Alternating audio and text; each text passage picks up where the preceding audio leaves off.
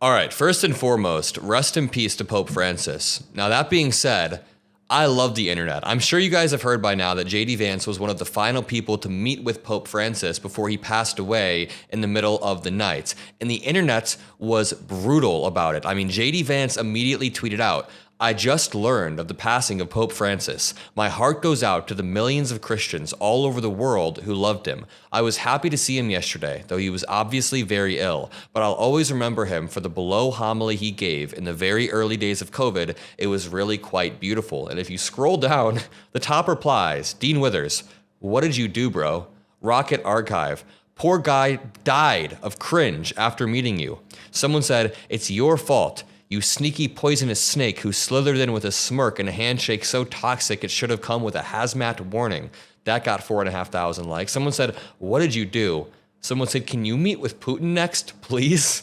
Please? Oh my lord." Someone said, "This you," and they photoshopped JD Vance to be the Grim Reaper. "Way to go, jackass," says someone. All right, people were not nice about it. And let me remind you, before I go through the hundreds of other memes, I don't actually have hundreds of memes, but I have a few memes that I want to show you, and then we can talk a little bit more seriously about the life of Pope Francis and JD Vance and his terrible, terrible vice presidency. But keep in mind, Vance and Pope Francis have had a lot of public fallouts over the past year or so. This says, despite Vance's much touted faith, the encounter was one that few in Washington or Rome would have predicted. He and Francis had had deep and public disagreements in recent months over the Trump admin's attitudes to immigration, not least its mass deportation efforts.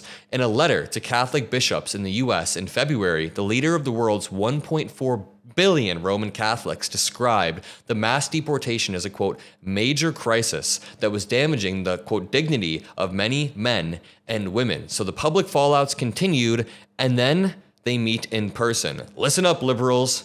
Kills the Pope. What about this one? JD Vance to Pope Francis on Easter Sunday. "It is good to see you in better health. Pope Francis died Easter Monday. He survived double pneumonia, but couldn't survive the stench of theocratic authoritarianism. Rest in peace, Pope Francis." Someone tweeted out 15 days ago, "So Hegseth is war, RFK Jr. is plague, which one is famine and which one is death?" And then early this morning they said, okay, so Vance is death. What about this one?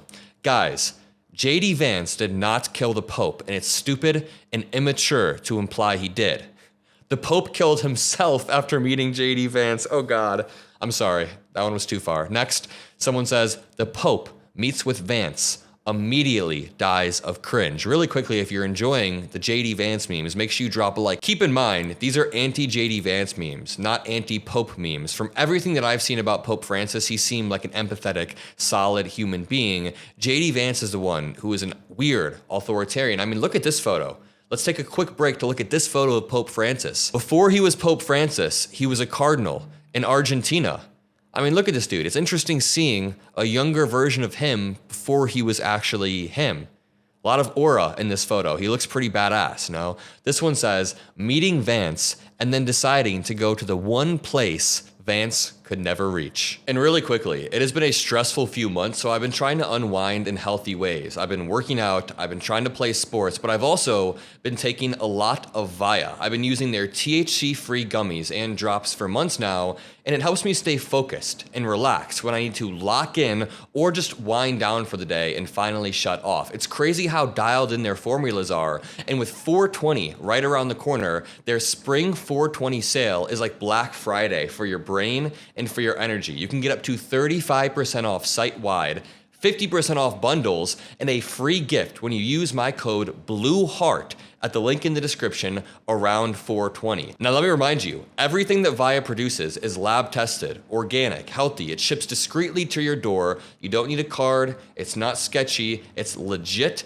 legal wellness that will give you better sleep, deeper focus, and a better mood. And if you're not sure what to get, their product finder quiz takes like 60 seconds and it tells you exactly what you'll need. So if you're 21 plus, go to via.co/blueheart. Again, in the description, you'll see via.co and use code BLUEHEART to unlock up to 35% off site-wide during the spring 420 sale. You get bundles, you can get gifts, you can get free shipping. Just go to via.co and type in the code BLUEHEART. Thank you guys, and thanks to Via for making this video possible. Lord have mercy. Now we have Marjorie Taylor Greene who said, today, there were major shifts in global leaderships. Evil is being defeated by the hand of God.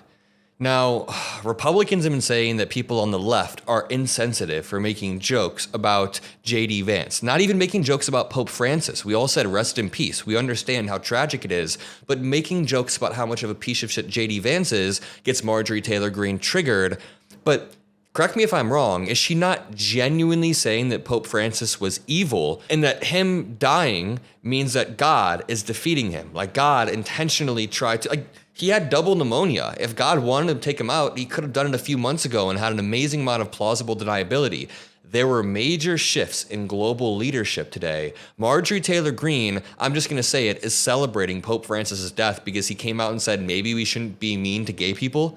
Maybe gay people should be able to just live their lives in an ideal world. In the world that God envisions, gay people will be able to, do what they want. Someone said, I kill dogs, Kristi Noem. JD Vance is like, hold my beer. This says, the Pope saw this and immediately died. And it's JD Vance's haircut. Oof, I can't tell if that's worse or better than Pete Hegseth's one sideburn shaved today. If you haven't seen my last video, go check that out. Pete Hegseth had one sideburn shaved, one still going down. I've only done that once before in my life, and it was when I was drunk after a college party. This one says, JD Vance asking Pope Francis, have you said thank you once? And JD Vance is in the Grim Reaper costume. This one, Lord have mercy.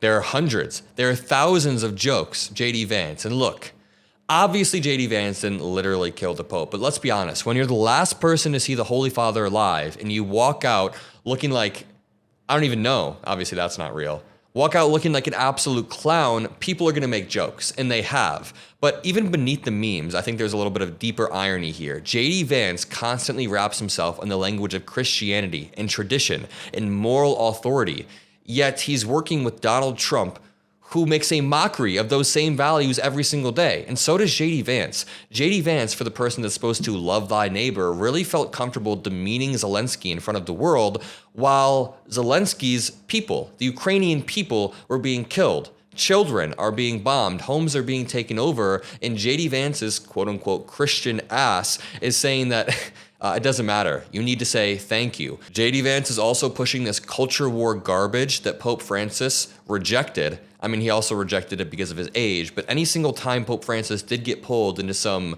social rights issues, he seemed to be pretty solid. He seemed to be decently moderate. I remember him coming out multiple times and saying that the mass deportations, not cool. Being mean to gay people, not cool. Maybe we should all just have love in our hearts if you actually want to say that you're a Christian. So Trump's cruelty at the border, the cruelty towards minorities in America, even lying about election fraud, we can even talk about that. Those are all antithetical to what Christianity is supposed to represent, in my opinion. All right, and just to wrap this up, I want to talk about some Democratic messaging, because there is a messaging side to this. Yes, the memes are funny. They are spreading like wildfire, but they're also very revealing. Like, always make sure that you say the Pope Francis' death is a tragedy.